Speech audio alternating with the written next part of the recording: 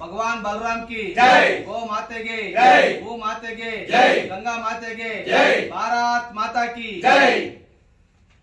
ಏನಿವತ್ತು ನಾವು ಪತ್ರಿಕಾಗೋಷ್ಠಿಯನ್ನು ಕರೆದಿರೋ ಉದ್ದೇಶ ಏನಂದ್ರೆ, ಇದೇ ತಿಂಗಳು ಮಂಗಳವಾರ ದಿನಾಂಕ 26/11/2024 ಈ ವಕ್ಫ್ ಬೋರ್ಡ್ ವಿರುದ್ಧ ಬೆಂಗಳೂರು ಚಲೋ ಒಂದು ಕಾರ್ಯಕ್ರಮವನ್ನು ಹಮ್ಮಿಕೊಂಡಿರುತ್ತೇವೆ. ಈ ಒಂದು ಕಾರ್ಯಕ್ರಮಕ್ಕೆ ತಾಲೂಕಿನ ಎಲ್ಲ ರೈತ ಬಾಂಧವರು, ಎಲ್ಲ ಸಂಘಟನೆ ಹೋರಾಟಗಾರರು ಕೂಡ ಎಲ್ಲ ಈ ಒಂದು ಕಾರ್ಯಕ್ರಮಕ್ಕೆ ಬಂದು ಕಾರ್ಯಕ್ರಮವನ್ನು ಯಶಸ್ವಿ ಮಾಡಿಕೊಡಬೇಕಾಗಿ ತಮ್ಮಲ್ಲಿ ವಿನಂತಿ. ಇದೇ ತರ ಇವತ್ತು ವಕ್ಫ್ ಬೋರ್ಡ್ ಆಸ್ತಿಯಿಂದ ಸುಮಾರು ಜನಕ್ಕೆ ತೊಂದರೆ ಆಗಿದೆ. ಆದ್ರಿಂದ ಭಾರತೀಯ ಕಿಸಾನ್ ಸಂಘದ ರಾಷ್ಟ್ರ ಮಟ್ಟದಲ್ಲಿ ಆಗ್ಬೋದು, ರಾಜ್ಯ ಮಟ್ಟದಲ್ಲಿ ಆಗ್ಬೋದು ಕರೆ ಕೊಟ್ಟಿದ್ದಾರೆ. ಏನು ಬೆಂಗಳೂರಿನ ಸ್ವತಂತ್ರ ಉದ್ಯಾನವನದಾದಂತಹ ಫ್ರೀಡಂ ಪಾರ್ಕ್ ನಲ್ಲಿ ಮಂಗಳವಾರ ಬೃಹತ್ ಪ್ರತಿಭಟನಾ ರ್ಯಾಲಿ ಒಂದು ಹಮ್ಮಿಕೊಂಡಿದ್ದೀವಿ. ಅದಕ್ಕೆ ಚಿಂತಾಮಣಿ ವತಿಯಿಂದ ಸಮಸ್ತ ರೈತ ಬಾಂಧವರೆಲ್ಲರೂ ಕೂಡ ಆಗಮಿಸಿ ಕಾರ್ಯಕ್ರಮವನ್ನು ಯಶಸ್ವಿ ಮಾಡಬೇಕೆಂದು ಭಾರತೀಯ ಕಿಸಾನ್ ಸಂಘದ ಜಿಲ್ಲಾ ಕಾರ್ಯದರ್ಶಿ ಆನಂದ್ ಅವರು ತಿಳಿಸ್ಕೊಡ್ತಾ ಇದ್ವಿ. ಧನ್ಯವಾದಗಳು. ವಕ್ಫ್ ಕಡೆಯಿಂದ ಆಗ್ತಾ ಇರ್ತಕ್ಕಂಥ ಎಲ್ಲ ಘಟನೆಗಳನ್ನು ತಾವು ಗಮನಿಸಿದ್ದೀರಿ. ಯಾವುದೇ ಲಂಗು ಲಗಾಮ್ ಇಲ್ದಿರ ರೈತರ ಆಸ್ತಿಗಳನ್ನ ಅವರ ಪಹಣಿಗಳಲ್ಲಿ ವಕ್ಫ್ ಎಂಬತಕ್ಕಂಥ ಒಂದು ಬದಲಾವಣೆಯೊಂದಿಗೆ ರೈತರಿಗೆ ಕಷ್ಟವನ್ನು ಕೊಡುವಂತ ಅವರ ಪರಂಪರಾನುಗತವಾಗಿ ಅವರ ಪೂರ್ವಜರ ಕಾಲದಿಂದ ಬಂದಿರತಕ್ಕಂಥ ಜಮೀನುಗಳನ್ನೂ ಸಹ ವಕ್ಫ್ ಹೆಸರಲ್ಲಿ ನುಂಗಬೇಕು ಎಂಬತಕ್ಕಂಥ ಹುನ್ನಾರ ನಡೀತಾ ಇರ್ತಕ್ಕಂಥದ್ದು.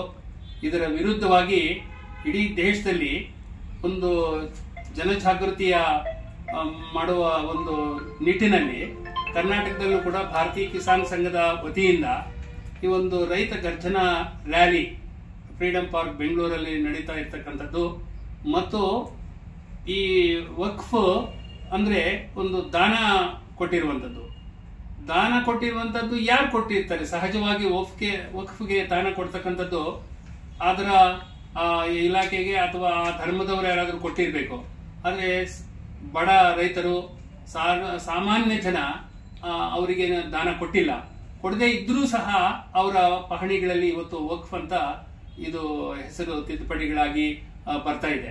ಇದು ಏನನ್ನು ತೋರಿಸುತ್ತೆ ಅಂದ್ರೆ, ಇದು ವಕ್ಫ್ ಅವರು ಬೇಕಾಬಿಟ್ಟಿಯಾಗಿ ಅವ್ರಿಗೆ ಇಷ್ಟ ಬಂದ ರೀತಿಯಲ್ಲಿ ನಡ್ಕೊಳ್ತಾ ಇರ್ತಕ್ಕಂಥದ್ದು ಕಂಡು ಬರ್ತಾ ಇದೆ. ಅದಕ್ಕೋಸ್ಕರ ಒಂದು ಆಗ್ರಹ ಇದೆ, ಕೇಂದ್ರ ಸರ್ಕಾರ ತಿದ್ದುಪಡಿನೂ ಮಾಡಬೇಕು, ಸಾಧ್ಯವಾದಷ್ಟು ಈ ವಕ್ಫ್ ಇಲಾಖೆಯನ್ನು ರದ್ದುಪಡಿಸುವುದು ತುಂಬಾ ಒಳ್ಳೆಯದು. ಈ ರೀತಿ ಸಂವಿಧಾನ ವಿರೋಧವಾಗಿ, ದೇಶದ ವಿರೋಧವಾಗಿ, ಒಂದು ಧರ್ಮದ ವಿರೋಧವಾಗಿ, ಯಾಕೆಂದ್ರೆ ಇದು ಒಂದು ರೀತಿ ಹಿಂದೂ ಧರ್ಮೀಯರ ವಿರುದ್ಧವಾಗಿ ನಡ್ಕೊಳ್ತಕ್ಕಂಥ ರೀತಿ ನೋಡಿದ್ರೆ ಒಂದು ಧರ್ಮದ ವಿರುದ್ಧವಾಗಿ ನಡೀತಾ ಇರ್ತಕ್ಕಂಥ ಈ ಷಡ್ಯಂತ್ರವನ್ನ ಮಟ್ಟ ಹಾಕ್ಬೇಕು, ತಹಬಂದ್ನಲ್ಲಿ ಇಡಬೇಕು. ಹಾಗಿಟ್ರೇನೆ ಮುಂದಿನ ಪೀಳಿಗೆಯವರು, ಮುಂದಿನ ಜನಾಂಗದವರು ಅವರು ಬದುಕಲಿಕ್ಕೆ, ಸಂತೋಷವಾಗಿ ಇರ್ಲಿಕ್ಕೆ ಅನುಕೂಲ ಆಗುತ್ತೆ. ಇಲ್ಲದೆ ಹೋದರೆ ನಿಜವಾಗಿಯೂ ಕೂಡ ನಾವು ಹಿಂದೆ ಪರತಂತ್ರರಾಗಿ ಬೇರೆಯವರ ಅಧೀನದಲ್ಲಿ ಗುಲಾಮರಾಗಿ ಬದುಕ್ತಾ ಇದ್ದಂತ ಸಂದರ್ಭದ ಒಂದು ಘಟನೆಗಳು ಮುಂದುವರಿಸಬಹುದೇನೋ, ನಡಿಬಹುದೇನೋ ಎಂಬತಕ್ಕಂಥ ಆತಂಕ ಕಾಡ್ತಾ ಇದೆ ನಿಜಕ್ಕೂ ಕೂಡ. ಆದ್ರಿಂದ ಇದಕ್ಕೆ ಸಾರ್ವಜನಿಕರು ಬೇಗ ಎಚ್ಚೆತ್ತುಕೊಳ್ಬೇಕು, ಜಾಗೃತರಾಗಬೇಕು. ವೀರ ಸಾವರ್ಕರ್ ಮಾತುಗಳಲ್ಲಿ ಹೇಳಬೇಕು ಅಂದ್ರೆ, ನಮಗೆ ಸ್ವಾತಂತ್ರ್ಯದ ಒಂದು ಬೆಲೆ ಏನಪ್ಪಾ ಅಂದ್ರೆ ನಿರಂತರವಾಗಿ ಜಾಗೃತರಾಗಿರುವಂತದ್ದು. ಅದು ರೈತರಿರ್ಬೋದು, ಕಾರ್ಮಿಕರಿರ್ಬೋದು, ಸಾರ್ವಜನಿಕರಿರ್ಬೋದು, ಎಲ್ಲರೂ ಕೂಡ ನಮ್ಮ ವೃತ್ತಿಯ ಬಗ್ಗೆ, ನಮ್ಮ ಅಸ್ತಿತ್ವದ ಬಗ್ಗೆ ನಿರಂತರವಾಗಿ ನಮ್ಮಲ್ಲಿ ಜಾಗೃತಿ ಇದ್ರೆ ಮಾತ್ರ ನಮ್ಮ ಸ್ವಾತಂತ್ರ್ಯ ಉಳಿಯುತ್ತೆ. ಇಲ್ಲದೆ ಹೋದ್ರೆ ಯಾವುದೇ ಸ್ವಾತಂತ್ರ್ಯ ಉಳಿಯುವುದಿಲ್ಲ, ಅದಕ್ಕೆ ಬೆಲೆ ಇರುವುದಿಲ್ಲ ಎಂಬತಕ್ಕಂಥ ಮಾತನ್ನ ನೆನ್ಪು ಮಾಡ್ಕೊಳ್ತಾ ಸಾರ್ವಜನಿಕರು ಹೆಚ್ಚು ಹೆಚ್ಚು ಆಸಕ್ತರಾಗಿ ಇದಕ್ಕೆ ಬೆಂಬಲಿಸಬೇಕು. ಈ ಸಂಘಟನೆ ಕೂಡ ಬೆಳೆಯಬೇಕು.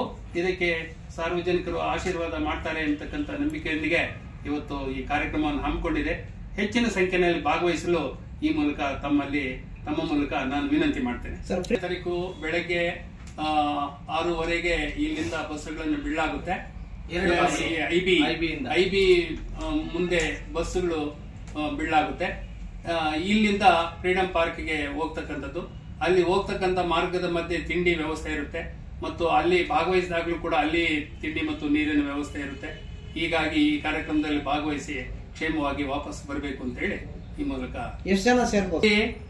ಲಕ್ಷಾಂತರ ಜನ ಸೇರುವಂತ ಒಂದು ಕಾರ್ಯಕ್ರಮ. ನಮ್ಮ ತಾಲೂಕಲ್ಲೂ ಕೂಡ ಸುಮಾರು 100 ಸಂಖ್ಯೆಯಲ್ಲಿ ಇದರಲ್ಲಿ ಭಾಗವಹಿಸ್ತಾ ಇರ್ತಕ್ಕಂಥದ್ದು. भगवान बलराम जी की जय, बोलो भारत माता की जय।